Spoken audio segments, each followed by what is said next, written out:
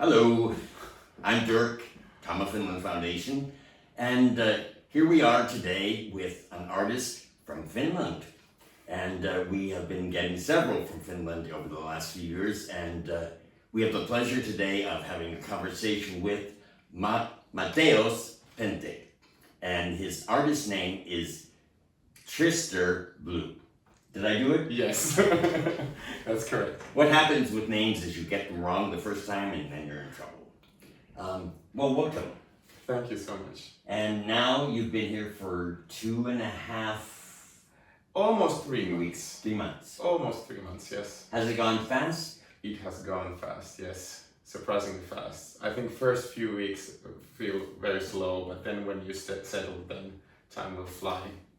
And first time to Los Angeles? Yes, first time to California altogether. Yeah. And so what's your take? What's my take? Do you like it? It's a very inspiring city. As they say, it's like a city filled with small towns with their own identity, Yes. all mushed up together. Yeah. And it's very wide city. Yeah. Yeah. It is. When I first came here, I was so brainwashed. I thought, this is the plastic capital of the world. Everyone is going to be artificial. Yeah. And then I discovered Yeah. there are amazing people here. Yes. And also I have made new friends here who have been going to school with some of the celebrities that I know. So it kind of feels like a small town that just happens to have the global entertainment business in it. So people are just people, they're just working in an industry that is so impactful globally.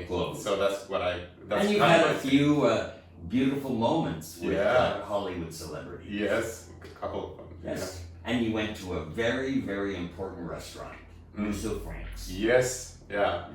I've made friends who have been willing to take me to very special Hollywood and LA spots to experience, the Los Angeles. So maybe that can be the one last thing that I can give you before you leave, is a moment to take you somewhere where you haven't been yet. Yeah. That is special. Yes. So that sounds great. I will do that. Remember that. Okay, so your work. Let's talk about your work and what has happened when you arrived. You were already quite well known on Instagram and on the internet. Yes. Well, a little bit about my background. I have a master's degree in art education and I work as an art teacher. But to balance things out, I felt that I needed to start my own artistic work to concentrate on myself. And I started to do queer and gay art 2016. And that's when I started to use the name Tristor Blue in social media, so my students wouldn't find my erotic. Did they? Not yet, but maybe after this interview. I started the social media account. I didn't tell anybody about it. It was just for myself, and my art kind of led me there. As a gay man, of course I like male bodies, and that's part of me sexually to go towards. And also the beginning of my artistic work, I had to step over the threshold of the insecurities I had as a Finnish gay artist because the legacy of Tom of Finland. Because I think not everybody, but some people always compared me to Tom and his work, like, oh, you're the next Tom of Finland or whatever that might be. But natural. Of course. But then I just thought if this is where my art is leading me towards, then this is where I have to go. And then my social media following has been grown annually. It has resonated with my audience. And a couple of years ago, I started this project, Bathroom Selfies. So everyone knows, this is the book that you just published. Yeah. And it's called Bathroom Selfies. Yes. Right? Yeah. And what's involved? My audience in social media, they send me mirror selfies of themselves, and then I interpret them to small scale marker drawings. And it's a series of work that is ongoing, and I have over 200 over 200 reference photos to go through, and now I'm at number 80. And About, yeah. could they buy them from you? That's what I'm thinking of doing. Yeah, I think I'm ready to start to sell the originals. Yeah. Yeah, but my original thought is like I'm doing this for a book, so the book is kind of the main thing So that I'm going. You want to release the book first. Yeah, I think. Yeah. Yeah. Yeah, and I think as an artist that has started his work in social media, I'm interested in the kind of the underground current of nude selfies that people send to each other in modern days. Yes. Yeah, it's a way of presenting yourself in dating apps. Yes. And that sort of thing. But also, everybody has a phone with a phone with a camera nowadays, so they take these selfies in bathrooms. They seem to want to hold them Yeah. rather than put them on a Yeah. thing and have them put a timer on. Yeah. Yeah. Well, we just discussed it with another artist here that we're one step closer to being a cyborg because we tend to hold our phones all day long. So it's like an attachment for us. Yes. It's part of our It body is. nowadays, especially with the kids. So that's also one thing. So do you write about your work? Not that much. I think I should more. So maybe if not you, someone Yeah. who can step back from the camera and did you write a foreword for the book? Forward. I did write an introduction. Introduction There, so Yeah. so you can learn about the project there. Right. And also I have gathered some stories from the models who have contributed to the project. So And I'm getting more material for the book. So that's also a thing that I want to learn. Like how did the people felt when they were taking the photo, and how did they feel, and what did they think when they sent it to an artist, and especially what the final drawing made them feel to be part of this creative process that I go through. With did they comment back on the internet? Yes, they do. I have gotten only positive Yes. stories and comments. So if you did, I mean, this is where your passion lies. Is it Yeah. not? Yes. Yeah, and especially with communicating with the people I work with, I think that's important for give the models, the people who take part in this project the voice to tell what they feel like in their body. So the series is about body positivity and sex positivity. So you have had several models come here during the time that you've been Yes. here in residence. Yes. And is that a separate project? It has been kind of separate project because I've done like more loose paintings like this with them.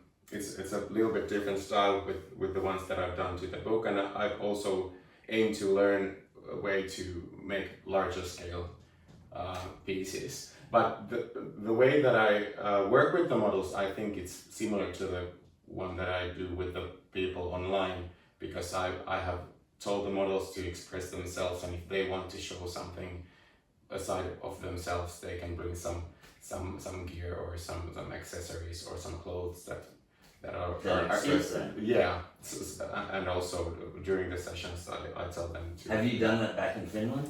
No, this is a new thing that I kind of learned here. And that's the one thing I was aiming to do here during my residency, to learn new ways of working with live models and kind of getting my own workflow with that. And I just know that your experience with working with them was pleasurable. Yes. I mean, people are willing, right? Yeah, and that's the one good thing about this house. It's a landmark here in Echo Park, LA, so people know it and they are willing to be part You're of. too young to be a dirty old man. But what I hear and giving tours is that people are blown away by your color. Thank you. That your color just stands out. The combination of colors that you use. Yes. Yeah, colors are they're so important to me because they express emotions. Yes. And when I watch a reference photo that, for example, people send me for this project, I look at the photo and then it's like an intuitive decision in the moment. What colors do I see, or what colors do I feel in this photo? And sometimes they are close to the colors in the photo, but sometimes it's completely different. Right, because you're feeling about the emotions. Yeah. So that's kind of. So, did you come here with preconception about how the residency was being run or would be run? Were you open? Was it? Did you feel like you were? You started to go out pretty much immediately and discover things. Yeah. Well, I started to go out because it's a new city and I needed to, learn my way around the neighborhood. I have been jogging around here and going to the closest restaurants and kind of getting the feel of the neighborhood. I think about the residency. I know a couple of the Finnish artists that has been here before, so I have heard some stories about it. But I was really open-minded about the place, and of course, I know about Tom's history, his story, and his legacy. So, of course, I had some feeling what this might be like. I sort of really enjoyed when you've been here, when they've been tours, and you have expounded some of your knowledge, about being in the music room and about Tom's relationship to Sibelius. That must make you feel a little proud. Yes. And it feels like I'm living at a late grandfather's home in a way, because there are certain things in the house that remind me of my home country, so it has been special for me. And you've had another Finn here. Yes, that's true. Heidi. Yeah, Heidi from the foundation. It's nice to have someone to just exchange a couple of words in Finnish every day, so it has been good. So what's your plans from here on in, as far as your art is? Give us a vision of what you'd like to see you stepping into next. I think during my stay here, I have built my confidence as an artist, that I need to work. I have something to say, and the feedback I've been given here at the house, in the foundation, but also from audience that has seen my work, I'm gonna keep on doing. I'm gonna get a studio. I don't have a studio space yet, so that's my first goal, is to get my own studio to really spread out and start to work with live models in Helsinki. I'm gonna give you, just like Tom, if he was here today and you were having a conversation, this was his words of advice, is learn how to draw the anatomy and draw every day. And if you do that, you will arrive at where you want to get to. Thank you. Yeah. Also, I'm lucky to have a couple of very good mentors in Finland who will also give me feedback, and they're on this journey with me. So I'm lucky to have friends, because that's also what I've learned here at the house. Art never is created in a vacuum. You're never alone. You're collaborating. You're building networks, and you're supported. So I have a personal philosophy or opinion about artists, erotic artists, queer artists, and that is that they are our shaman. They show us the barometer of where we are at as far as being, and that they show us, they point in a direction for us to go, and they give us confidence that who we are is beautiful. And so that's what I learned. I learned it by observing Tom and his impact, but also from just being around and celebrating. So do you have your art on your walls? On my own walls? Yes. I have some pieces, Good. yes. Good. I just, I think in order for us to actually convince or to wake up our own society, our own community, they need to see it expressed, so that, because what happens to me is I go past a piece of art and I get empowered by it. it makes me feel like I can go out into the world and be more of who I am. So it's an important, it's a really important commitment. And so how many more years do you have where you're committed to being a professional teacher? Well, I have a permanent vacation at the moment, but I'm willing to see what happens in life, what kind of feedback I get from my work, and future will tell. Yes, it will tell. Yeah. And don't go for the yeses and ignore the nos. You know, we never remember the jackets that we tried on that we didn't fit. We only remember the ones that fit, and we made them part. Which reminds me, I have committed to him to give him a piece of my gear. So that's a good number, right? Yeah, so there's no way out of it. Yes. And I happily want to do that. Thank you so much. So is there anything you would like to share with, I mean, this is, you know, this is the internet, this is your opportunity to take to grandstand, to share anything else that you want about who you are and what you're doing and life. Life in general. Yeah. Well, the biggest thing that I've learned here is that if there is something in you that has to come out, if you feel like there's something that you need to show to the world, no matter how silly it is, or if it's too explicit or whatever, you just have to do it. Like you have to follow the voice inside you that keeps telling you to try something and show something. So I used to be terrorized. I was so shy that I just would get sick being so shy. And I thought, I'm going to just have to get over being shy. So that's why we ran into those two beautiful hunks yesterday. Yeah, the street fair. Yes. Yes. Yeah. And also maybe the other thing that I want to say is, like, I've learned that everybody is capable of pleasure and feeling good and seeing beauty in the world. So we're all worthy of it. We're worthy of all the pleasure and the beauty in the world. Yes. And that's we all need to remember to kind of concentrate on that. Because I grew up, I was brought up as Christian, and I was part of some of the Christian communities in Finland. I was part of. I felt like I couldn't be who I am, and there's something in me that doesn't fit. But I've kept on living my life and going where myself, like my body and my soul, has been taking me towards, and I think that I'm in life in general. I'm in a good place because I listen to the voices inside me, and that the voices that told they me guide to you. Yeah, they guide you if you let them. Yeah.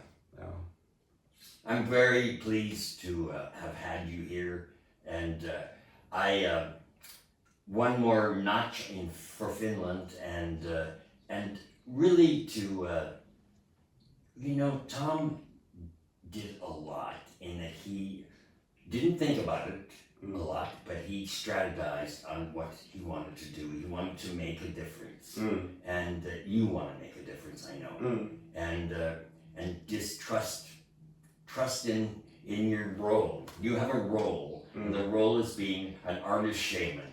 Yeah. For us. So thank you. Thank you.